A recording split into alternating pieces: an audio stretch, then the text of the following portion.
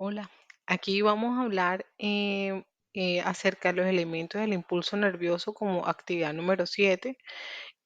Los que conforman este grupo son Claudio Hernández, Marianela Calderón y quienes habla Yangel Cantillo. Antes de empezar a mencionar cada uno de los elementos del impulso nervioso, es importante definirlo, pues, qué es un impulso nervioso. Es una señal eléctrica que se transmite a lo largo de la membrana de una neurona para permitir la comunicación al sistema nervioso. Eh, es importante señalar que ocurre mediante cambios de la carga eléctrica de la célula, conocido como potenciales de acción. Es importante que revisemos estos temas porque permite el control de funciones motoras, cognitivas y sensoriales, y también porque es esencial en la comunicación neuronal y en la activación de respuestas en músculos y órganos. Entonces vamos a revisar cada uno de los elementos del impulso nervioso.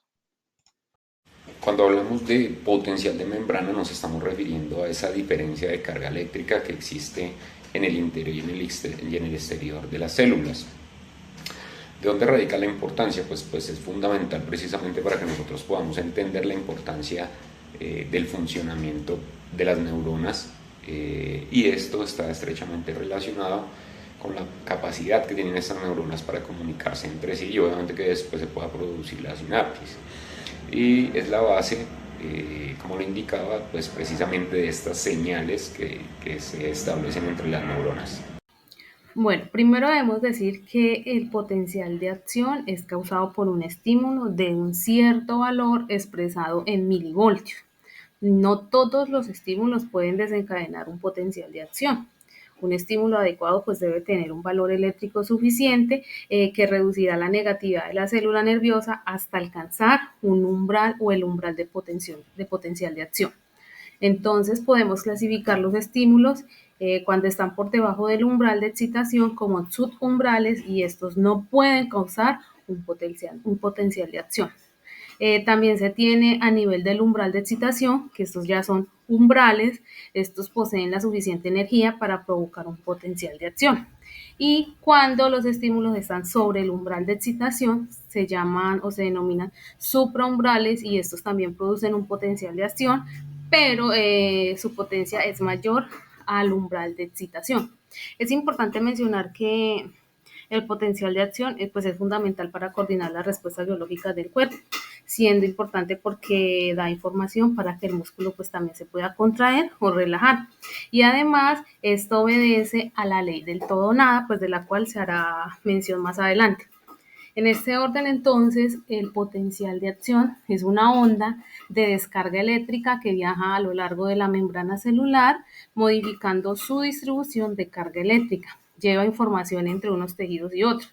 Puede generarse por diversos tipos de células corporales, pero pues las más activas en su uso son las células del sistema nervioso para enviar mensajes entre células nerviosas, lo que llamamos sinapsis, o desde células nerviosas a otros tejidos corporales como el músculo o las glándulas.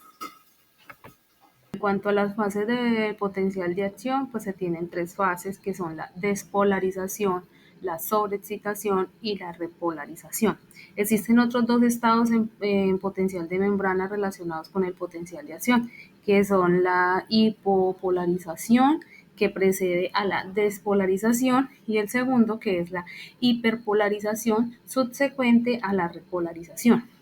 La hipopolarización es el incremento inicial del potencial de la membrana hasta el valor del umbral de excitación. El potencial de excitación abre los canales de sodio regulados por el voltaje y pues esto produce un gran ingreso de iones de sodio. Esta fase es conocida pues como despolarización.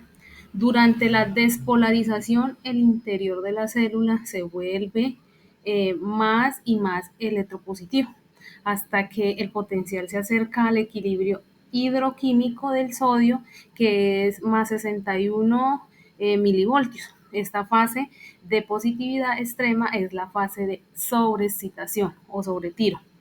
Luego de la fase de sobrecitación, la permeabilidad del sodio disminuye repentinamente debido pues al cierre de sus canales y el valor de sobreexcitación del potencial de la célula abre canales de potasio activados por el voltaje, pues lo cual provoca una masiva salida de iones de potasio, disminuyendo la electropositividad de la célula. Esta fase pues es denominada repolarización, cuyo propósito pues es restaurar el potencial de la membrana en reposo. La repolarización siempre lleva primero a hiperpolarización, un estado pues en el cual el potencial de la membrana es más negativo que el potencial de la membrana en reposo. Pero poco a poco después de esto, la célula nuevamente restablece su potencial normal de membrana.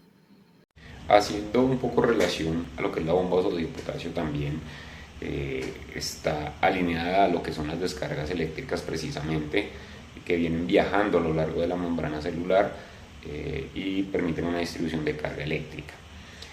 Permite llevar información entre unos tejidos y otros, pero digamos que las más activas envían sus señales de células nerviosas para producir la sinapsis, y estos mensajes se envían precisamente entre células nerviosas de unas a otras, y en tejidos musculares también, como decíamos, adherentes, como son los músculos y las glándulas. Bueno, vamos a hablar entonces acerca de la ley del todo o nada. La ley del todo o nada establece que solo ocurre si la neurona alcanza el umbral de excitación.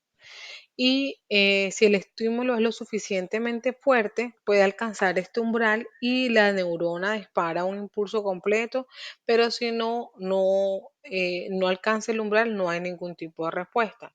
Es parecido a un interruptor de luz. Si yo subo el interruptor, pues se prenderá la bombilla porque alcanza el umbral, pero si no está completamente hacia arriba, no va a prenderse el bombillo. De la misma forma, pasa con la ley del todo o nada. Y nos dice que hay unos principios claves, que el impulso es uniforme, quiere decir que la intensidad del impulso siempre es la misma una vez que se genera. Y el umbral es el límite, es decir, que siempre se va a alcanzar ese mismo límite. Si el estímulo es débil y no alcanza el umbral, pues no va a pasar absolutamente nada. En cuanto a la codificación de la intensidad, el estímulo fuerte no cambia la intensidad del impulso, sino que aumenta la frecuencia de los potenciales de acción. Un ejemplo claro de eso es, por ejemplo, cuando se genera la epilepsia, ¿sí?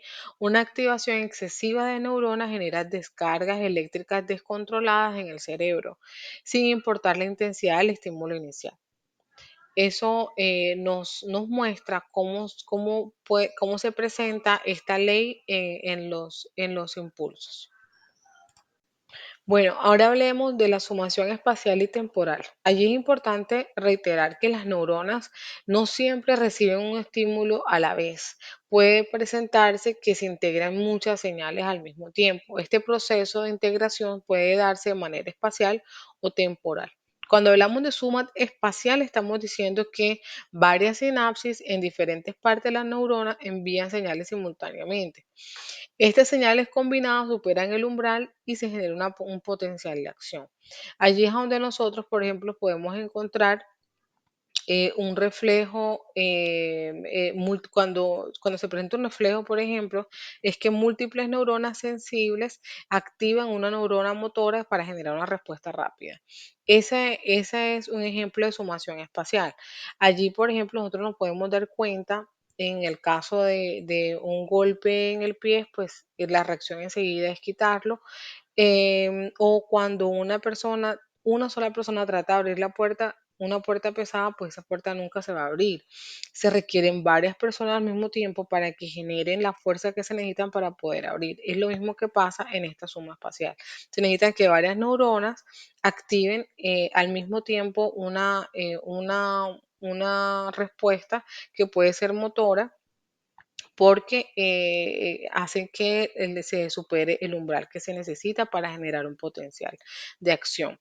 En el caso de la sumación temporal, es una misma señal, es decir, una misma sinapsis envía múltiples señales en repetidas ocasiones o en rápida sucesión. En este caso, por ejemplo, si las señales llegan a ser con suficiente rapidez, sus efectos se suman y pueden alcanzar el umbral generando un impulso.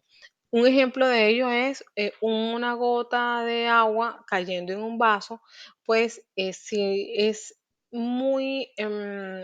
a largo tiempo, pues simplemente la gotica se evapora, no pasa nada.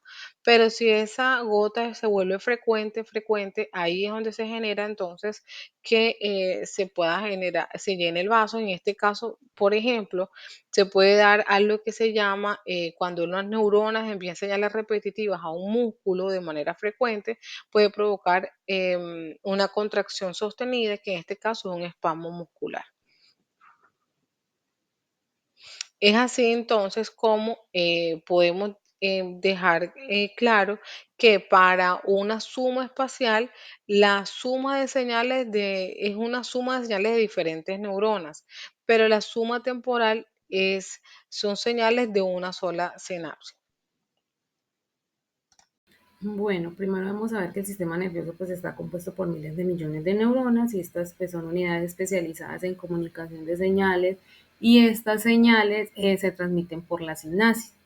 Se ha calculado aproximadamente en 10.000 sinapsis por neuronas. En este orden, pues entonces la sinapsis es el sitio de unión entre las células excitables como neurona músculo, neurona glándulas. Y en casi todas las sinapsis la transmisión pues solo va en una dirección, desde el axón de la primera neurona, que sería la presináptica, hacia la segunda neurona, que sería la postsináptica. Aunque la fisiología pues de la sinapsis entre neurona a neurona y entre neurona a músculo es similar, pues estas últimas a menudo se llaman sinapsis neuromusculares o uniones neuromusculares. Por su parte, lo que es la y neurona, pues por lo general comprende la conexión entre el axón de una neurona y las dendritas, el cuerpo celular o el axón de una segunda neurona. Y pues estas reciben el nombre de sinapsis asodendríticas. Según el mecanismo pues empleado para la transmisión de la información, pues existe la sinapsis química o la sinapsis eléctrica. La sinapsis química, pues la señal se transmite por medio de neurotransmisores, es decir, que ocurre una liberación de mensajeros químicos conocidos pues como neurotransmisores y estos llevan la información de la neurona presináptica o emisora a la célula postsináptica o receptora. Por su parte, la sinapsis eléctrica, pues la señal es transmitida directamente por corrientes iónicas. Es decir, que existe una conexión física directa entre lo que es la neurona presináptica y la neurona postsináptica. Y pues esta conexión toma la forma de un canal llamado unión o hendidura, que permite que la corriente, pues los iones, fluyan directamente de una célula a otra, por lo que pues transmiten señales con mayor velocidad en comparación con la sinapsis química.